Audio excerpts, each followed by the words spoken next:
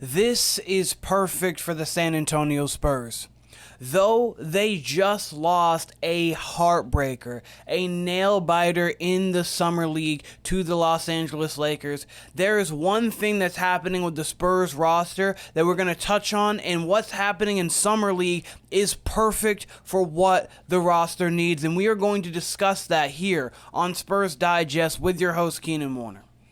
And if you guys haven't yet, make sure you guys take a spur of the moment to get every Spurs moment by hitting that subscribe button so you don't miss all the great content that me, Josh, and Bryant have coming for you. About 70% of you guys. It's a free button down there. It's about 70% of you guys. Just come on, tune in. If you enjoyed this video, come join the Spurs family because we would love to have you here. But if you guys don't know or you didn't see the Summer League game last night, it was a late one, 10 p.m. Eastern, 9 p.m. in Central Time, 88-89. The Spurs lost. The Spurs outplayed the Lakers for the majority of this game. Unfortunately, Dalton Knecht got hot late, scored about 13 points in the fourth quarter, and then a putback dunk sealed the fate for the San Antonio Spurs. As you see here, the Spurs won the first, second, and third quarter. Their defense was hounding in the third quarter. They were able to showcase some of the young tenacity that you want to see and some of the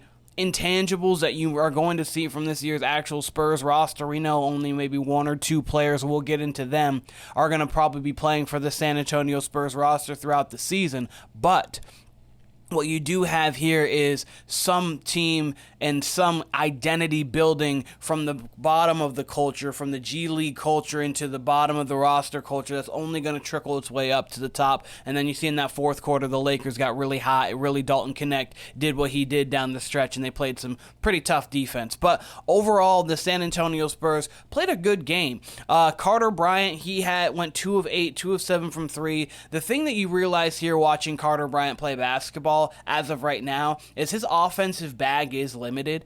The athleticism is there. The defensive tenacity is there, as you even saw from the intro highlight. He was locking him up in the corner. That Spurs bench, though it was like at the end of the first quarter of a G League game, that Spurs bench is talking and kind of get them activated and happy, and you love to see that kind of power and empowerment, I should say, of a player, even though it's just a Summer League game. But Carter Bryant, the thing with him is he really can't create his own shot at a high level right now. He wasn't doing that much in college, and he's not doing that now. But the good thing about him is he can come in, play very good defense, and be a 3-and-D guy early on as he develops those offensive moves, his go-to moves, and really utilizing that athleticism that he has. He is a smart player. He is very creative. What I mean is he's going to be able to defend with tenacity, and he is going to showcase his athleticism game in and game out, and the hustle and the effort is always going to be there. He is a guy that has such high potential, and the growth is going to take a lot for him to get there. But the real player that I want to focus on, we see Riley Minix made a couple shots today. Harrison Ingram, 1 of 7, 0 of 1 from 3. He has the hustle. He has even the passing ability a little bit there, but his offensive game just hasn't come along yet, and that's going to be difficult for him to get to that next level. But David Jones-Garcia. Almost said David Garcia Jones. David Jones-Garcia. Again, another 25 spot. 9 of 14 from the floor. 3 of 5 from 3. 4 of 4 from the line. 6 rebounds. 5 assists. Only 2 turnovers. With the ball in his hands. He went off again, playing against people like Bronny who have seen NBA minutes, playing against obviously Dalton Knecht on the switch possibly, who has gotten NBA minutes. So you see those kind of things and you get excited. Overall, we're going to discuss Jones in just a second, but overall, I just wanted to mention again, the Spurs really did outplay the Lakers throughout this entirety of the game. The only thing the Lakers did was they got to the line more. The offensive rebounds in the first half was a little bit of a problem for the San Antonio Spurs. They cleaned that up in the second half. The assists are the same. The steals are the same. 1 less block. The turnovers are about the same. It's just the fouls down the stretch, and then really Dalton Knecht getting hot from that three-point line. But Jones-Garcia ended with 25 points. He was 9 of 14, 3 of 5, 4 of 4, as I had said. 28 minutes. That is great production in that little amount of time. He finished the leading scorer in an efficient outing. The 23-year-old also racked up a high game mark in assists. Jones-Garcia notched 25 points in each of the last 2 Summer League appearances, during which He shot 64.3% from the floor. Across 46 G League outings between Mexico City and Salt Lake City in 24-25, he averaged 21 points, 7.1 rebounds, and 3.1 assists in about 30 minutes. So last year, 24-25, Jones-Garcia averaged 21, 7, and 3. And then this year, we see him putting up 25 in back-to-back games. Why is this important? Well, Jones-Garcia has the ability to make this roster now.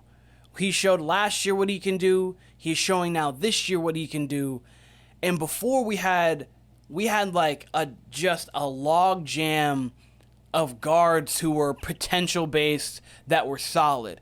We just got rid of 2 of them. So let's discuss that real quick. The Washington Wizards trading Kelly Olynyk to the San Antonio Spurs. Josh highlighted this, and Josh did a great job with this, and I'm really just piggybacking off of Josh. He talked about we got rid of Branham, we got rid of Wesley, and we got rid of a second-round pick. We have a litany of second-round picks, especially over the next 5 years. The second-round pick is nothing. We're getting rid of 2 guards that really weren't going to play, that are more talented, and they honestly could go do better things in Washington. They're going to get chances to showcase their actual talent. On this roster, they just weren't going to. But when you have a guy like David Jones-Garcia, who is still making his name and still trying to pave his way to get to the NBA, him being on the bench, him maybe getting some spot minutes if, say, Devin Vassell and De'Aaron Fox miss a game, and now you need to get Garcia in there for 12 minutes. We know the athleticism, we know the capabilities, the scoring prowess, and the fact that he feels comfortable with the ball in his hands. Ball pressure hasn't really bothered him throughout the entirety of this summer league. So when you get that kind of opportunity there, you really can just extend him into the fold. And with this roster and how they traded with the trade, you don't have to worry about that logjam anymore of guys who are kind of trying to make it. Because last year you had Chris Paul, Stephon Castle, who's still finding his way. You had Devin Vassell, obviously not a point guard, but a guard in his own right. Blake Wesley, Malachi Branham. You had all of these players just there. And you weren't able to really have them showcase their talent only when people were injured. But now we're in a position where you don't even have to worry about that. You don't have to think we're wasting potential on the bench, but you get another guy in there because in this guard league that we have, in this wing league that we have, you need as many guards as possible if you're going to play an 82-game season, because we know there are not many players playing front-to-back 82 games. You're going to get a lot of 66, 67, 70 games played throughout the season.